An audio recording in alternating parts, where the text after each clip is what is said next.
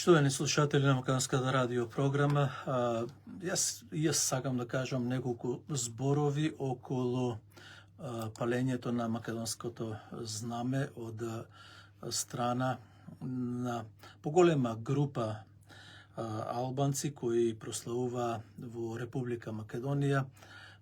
Особено тоа се случи во главниот град на Македонија, во Скопје, каде што се палеше државното знаме на Македонија, а пак исто така се кинеше, се газеше со коли, се плукаше и така натаму.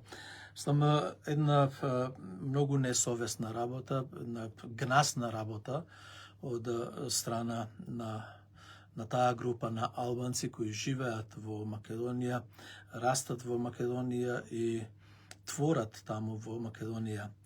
Да имаат толкава омраза, толкава пизма спрема македонскиот народ и спрема државата, навистина тоа е непоимливо и неприфатливо е тоа.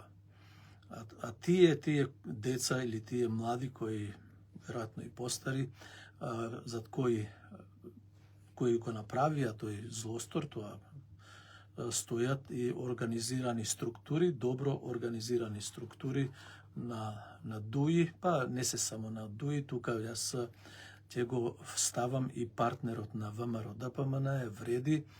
Тоа се случи и во Тетово, каде што Касами е градоначалник со помош на ВМРО ДПМН владае и има мнозинство. Ако ВМРО ДПМН излезе, односно советниците на ВМРО ДПМН не гласаат со Касами, тогаш ќе го немаат мнозинството во Тетово. Истото е и во Чаир, па и во Кичево и во другите градови. Значи со помош на македонските политичари тоа се прави. Само да кажам збор два, како би изгледало овде во Австралија, каде што има 250 етнички заедници, да излезиме сите ние и да го палиме австралиското знаме. Како ќе поминиме сите ние? Дали тоа можат да си го дозволат, еве, и да кажам и до било кој, дали можат, и што ќе остане од оваа Австралија ако ние сите излезиме и онде на Federation Square, на площадот, со колите, го газиме австралиското знаме, го киниме, го суриваме и така натаму. Пак сакам да објаснам и тоа до нашите чауши кои раководат со Македонија, кои ја доведоа до ова дереџ заради власт и фотелја и ништо повеќе. И ништо повеќе, тоа е само заради власт и фотелја. Значи, националните македонски интереси, лигушите, предавниците ги ставија под нозете на албанските деца, на албанската младина, на албанските студенти, исто така и на интелектуалците, и на новинарите, и на политичарите, и воопшто не водат сметка за националните интереси на Македонија. Па едно знаме на една држава, се знае дека тоа е националната гордост, символ на идентитетот. Ако албанците сакаат да го почитуваме нивното етничко знаме, кое е против законите донесено во Македонија, бидејќи е тоа државно знаме и официјално знаме на соседна Албанија. И никој нема против, никој ние немаме против тоа знаме да се вее во рамките на законите, онака како што треба да се вее. Иако официјално тоа знаме не е на албанците од Република Македонија, туку е официјално на државата Албанија и тие можат да го користат таму.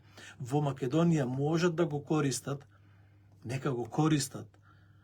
Меѓутоа, нека покажат малку и почит до своите соседи, до своите комши, до своите браќа македонци. Толкава пизма и она што се направи дури и во училиштето во Челопек, па деца малечки од прво одделение до четврто одделение ги гледам на сликите со калашникови, со униформи на УЧК, задоени со пизма. Значи, тие деца не можат да растат и да живеат со македонските деца во Република Македонија. Тука станува апсолутно чиста пораката. И пораката ние имаме видено уште од одамна. Ако тргнеме ние од Скопје, кон Тетово, па Гостивар, па Кичево, па Дебар, па Струга, до Охрид, до тука е зацртана албанската територија само со албанско знаме на соседна Албанија. И што кажува тоа? Не треба многу да глумиме политичари, политиканти, не треба многу да се лигавиме по телевизиите, што ќе направиме. Таму се гледа дека е обележано, обележана е територијата,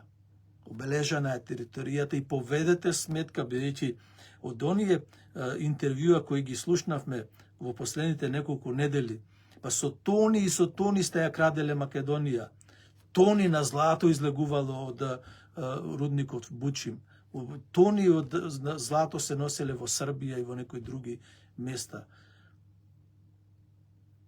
Нафта, струја, и ја распродадовте Македонија и воопшто не водите сметка во тоа. И сега, и со најголемиот број на македонци и пратеници, 58 пратеници плюс на знам, на движењето, така, да, знам, се 64 пратеника.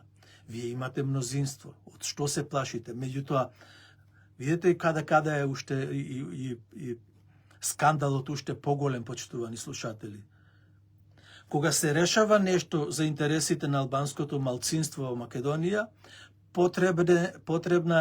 потребен е бадинтер. Не знам дали знаете што е бадинтер, за тие што не знаат сакам да кажам дека во собранието не може да помине закон ако мнозинството од малцинските етнички групи, албанската, турска, влашка, српска и така натаму, нема двотретинско мнозинство. Тие 2-30 пратеника одлучуваат за судбината на македонците.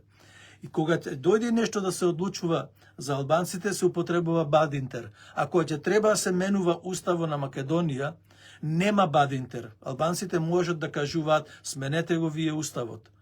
Зборувам за албанските политичари, да не сакам да се свати мојата порака погрешно овде во албанската заедница во Австралија, па и во Македонија. Ние добри македонци кои се, односно албанци кои живеат во Македонија. Сакам да се оградам од тоа. Значи, кога се носат одлуките за македонските интереси, воопшто нив уво не ги боли. А зошто не ги боли уво? Затоа што нема интерес кај македонските политичари. Затоа што нема интерес. Нека покажат еден јак интерес, нека свика сега Мицковски нови избори. Не може вака да се работи. Не можеме ние да го менуваме повторно уставот. Не можеме да го отвораме уставот, но меѓутоа ќе свиткаат кичма и тие, како и поранешните што го правеа.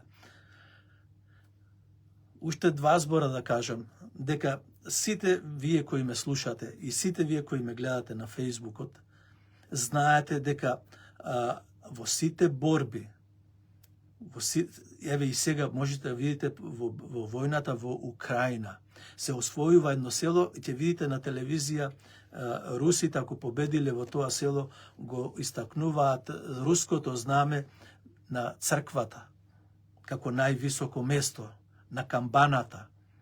Ако тоа го направат во Курск, како што завзедоа украинците територија руска и се уште ја држат под нивна контрола, до каде што стапна на секоја камбана, на секој рид, на секоја дрво ставија украинско знаме. Истото сега се случува тоа и во Сирија. Измислија повторно војна во Сирија, падна градот Алепо под исламистите и сега знамењата исламистички се истакнати на највисоките места во градот Алепо, а го напаѓаат и градот, следниот град Хамо, чинам дека се вика. Свестете се македонски политичари, свестете се вие кои раководите со Република Македонија, малку покажете почит кон бранителите од 2001 година, покажете почит кон партизаните. Дадовме големи жртви за тоа парче Слободна Македонија. Се стете се и на комитите. Затоа што Али Ахмети вели вака: кога можете вие да ги учениците да ги слават комитите, можат албанчината децата да ги слават учките. Не може тоа така.